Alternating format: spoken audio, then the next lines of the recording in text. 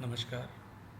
मैं doctor H.N.. व्यास, सह आचार्य, समाजशास्त्र विभाग, माणिक्यलाल वर्मा, राजकीय महाविद्यालय भीलवाड़ा। आज अपन सोशलॉजी के अंतर्गत सोशलॉजी के पेपर सेकेंड ईयर के फर्स्ट पेपर के अंतर्गत सारणियन के बारे में अध्ययन करेंगे। जैसा कि आप सबको पता है कि सारणियन के अध्ययन से पहले अपन ने प्रश्नावली, अवलोकन और क्वेश्चनियर, प्रश्नावली साक्षात्कार अनुसूची, उपकल्पना, इन सारी चीज़ों का अपन ने अध्ययन किया। और अब एक समाजशास्त्री और अनुसंधानकर्ता होने के नाते अब अपने पास माना कि एक सारा डाटा अपने पास उपलब्ध हो गया। अब हमें उन डाटा का टेबुलेशन करना है, उसी को हम लोग सारणियन कहते हैं। सारणियन की जब बातचीत करेंगे तो जो हमारे पास प्राप्त आंकड़े हैं, जो डेटा कलेक्शन हम लोगों ने किया है, उसको क्रमबद्ध तरीके से जमा कर उनका एनालिसिस करना होता है। जैसा कि स्पष्ट है कि इस सारणियन का मुख्य उद्देश्य अनुसंधान क्षेत्र में उसके जिस प्रकार का हमारा अनुसंधान का क्षेत्र है, उसी स्वरूपों और प्रकारों से हमें सारणियन का निर्माण करना होगा। जैसा कि हमें स्पष्ट है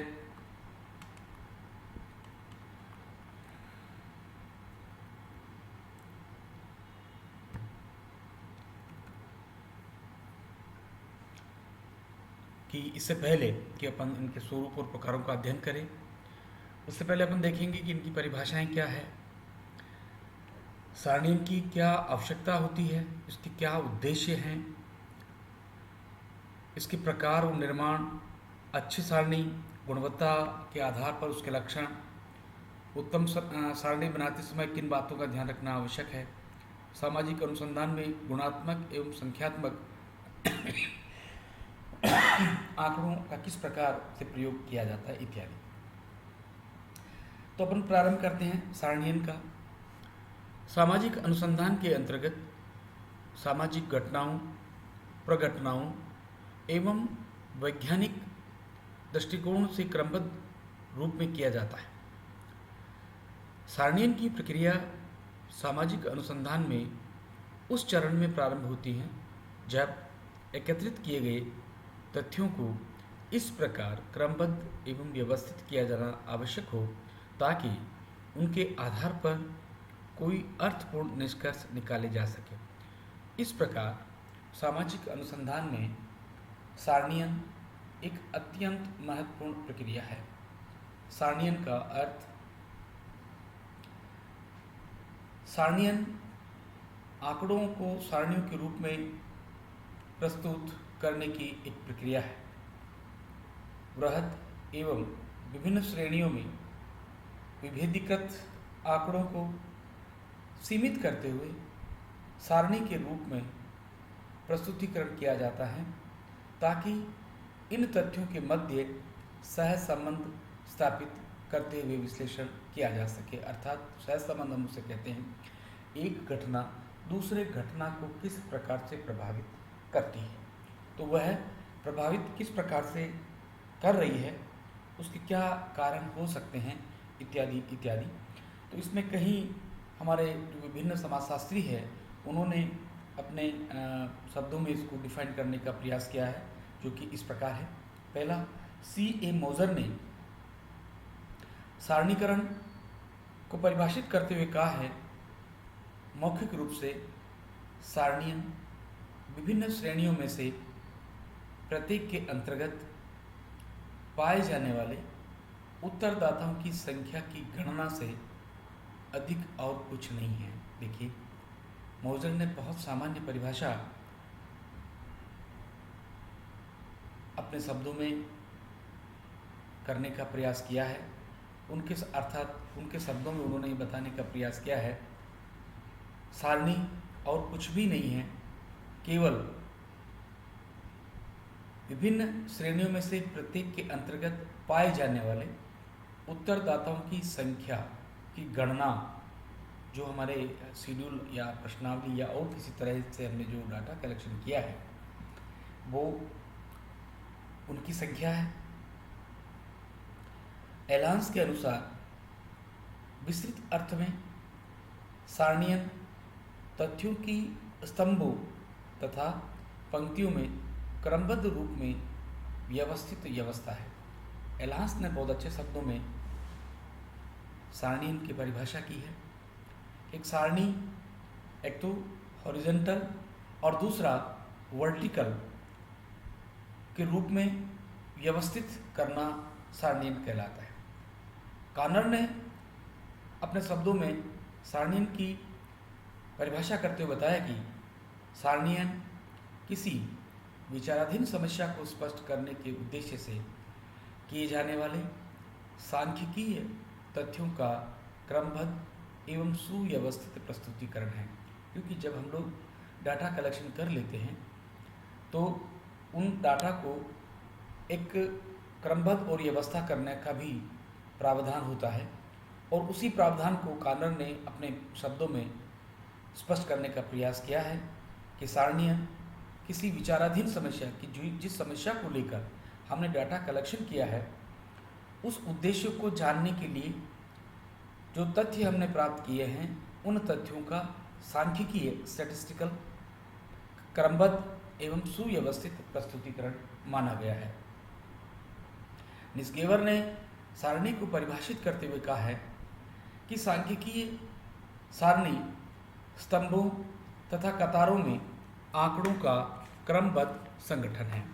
इसी के साथ कुछ अन्य समाजशास्त्रियों ने भी सारणी की कुछ परिभाषाएं हमारे सामने रखने का प्रयास किया है, जो कि निम्न है।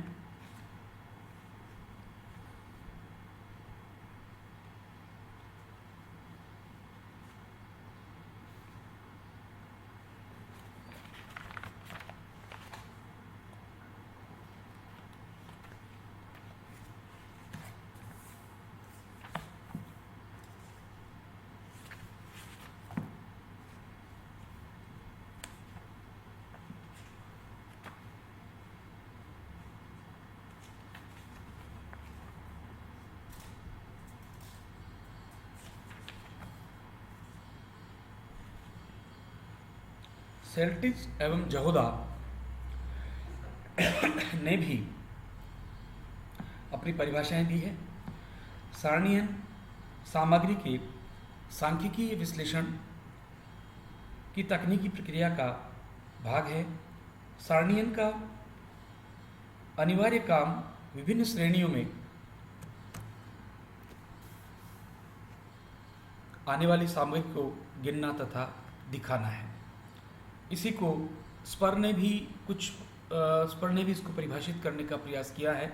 वो इस प्रकार है: एक सांख्यिकीय सारणी संबंधित तथ्यों का उदग्र खानों तथा समतल पंक्तियों में किया गया वर्गीकरण होता है।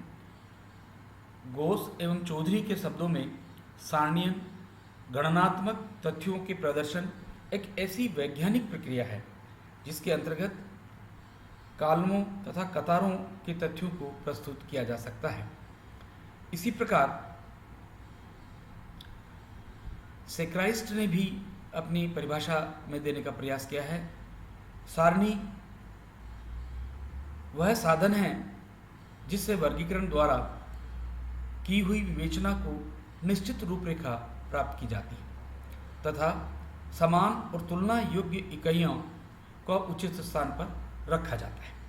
इस प्रकार हमारे समाजशास्त्रियों ने, अनुसंधानकर्ताओं ने सारणियन को परिभाषित करने का प्रयास किया है। उपरोक्त परिभाषाओं से स्पष्ट होता है कि सारणियन आंकड़ों को सारणियों के रूप में प्रस्तुत करने की प्रक्रिया है। इस प्रक्रिया के अंतर्गत प्रत्येक श्रेणी में पाई जाने वाली इकाइयों की गणना की जाती है। वर्गीकृत आंकड़ों में संक्षिप्तीकरण के लिए उनको सारणी के रूप में प्रस्तुत करना ही सारणियन है। इस प्रकार यह तथ्य संकलन तथा इन तथ्यों के आधार पर निकाले गए परिणामों के मध्य की प्रक्रिया है। अतः निष्कर्ष रूप से ये कहा जा सकता है कि सारणीयन एक वैज्ञानिक एवं व्यवस्थित प्रक्रिया है, जिसके अंतर्गत स्तंभों एवं कतारों में तथ्यों को स्पष्ट किया जाता है। अब हम बात करेंगे कि मुख्य रूप से परिभाषाओं के पश्चात सारणीयन की क्या उद्देश्य हो सकते हैं। सारणीयन वह प्रक्रिया है जिसके द्वारा संख्यात्मक एवं गुणात्मक आंकड़ों को वर्गीकरण एवं संकेतीकरण के पश्चात सारणी के रूप में इस प्रकार प्रस्तुत किया जाता है जिससे आंकड़ों को स्पष्ट रूप से दर्शाया जा सके। सारणीयन का मुख्य उद्देश्य आंकड़ों को व्यवस्थित रूप से विभिन्न कॉलम एवं पंक्तियों में इस प्रकार प्रस्तुत करना है ताकि प्रस्तुत विभिन्न चरों के मध्य कार्य कारण सहसंबंधता स्थापित किया जा सके। इस प्रकार इसके मुख्य जो उद्देश्य हैं वो इस प्रकार हैं। सबसे पहले सारणीयन का उद्देश्य, पहला सुव्यवस्थित प्रस्तुतिकरण, अर्थात जो डाटा है उनको अपन व्यवस्थित रूप से उनको प्रदर्शित कर सके। सूचनाओं को बोधगम्य बनाना, अर्थात सारणीयन का वह उद्देश्य है कि वर्गीकृत तथ्यों को संक्षिप्त, सुविधाजनक एवं समझने योग्य स्थिति में रखा जाए जिससे वे बोधगम्य हो सके। सामग्री को सरल रूप से कॉलम कतारों में दिखाकर उन्हें अधिक बोधगम्य बनाना ही सारणीयन का मुख्य उद्देश्य हो सकता है। तीसरा, तथ्यों का स्पष्टीकरण, क्लैरिफिकेशन ऑफ फैक्ट्स। संकलित सामग्री को स्पष्ट करने के लिए उन्हें सारणियों के रूप में प्रस्तुत किया जाता है जिससे समस्त सूचना एक साथ मिल जाती है। इसमें निष्कर्ष निकालने में सुविधा रहती है और समस्या का स्पष्टीकरण सरल हो जाता है। चौथा, सुविधाजनक तुलना। सारणीयन द्वारा विभिन्न तथ्य अलग अलग शीर्षकों में वर्गीकृत किए जाते हैं। सारणीयन सामग्री को इस प्रकार व्यवस्थित रूप प्रदान कर देता है कि इससे परस्पर तुलना करना, निष्कर्ष निकालना एवं व्याख्या करना सरल हो जाता है। Last, संक्षिप्तीकरण, summarization. सारणीयन का उद्देश्य विस्तृत सामग्री का कम से कम स्थान पर प्रदर्शन करना है। इसके द्वारा विस्तृत सूचना को छोटे रूप में प्रदर्शित किया जाता है। इसी विशेषता के कारण पीवी यंग ने इसे सांख्यिकीय सारणियों की संकेत लिपि कहा है। धन्यवाद, नमस्कार। मैं सोचता हूँ आज ये सारणीयन के उद्देश्य और सारणीयन की परिभाषा आपकी समझ में आई होगी। आप घर इसको थोड़ा पढ़ने का प्रयास करें, आपको समझ में निश्चित रूप से आएगा। नहीं आए पुनः आप मुझे बताएं ताकि मैं वापस इसको आपको समझाने का प्रयास कर सकूं। कल अपन इसको पढ़ेंगे सारणीयन के विभिन्न प्रकार क्या है।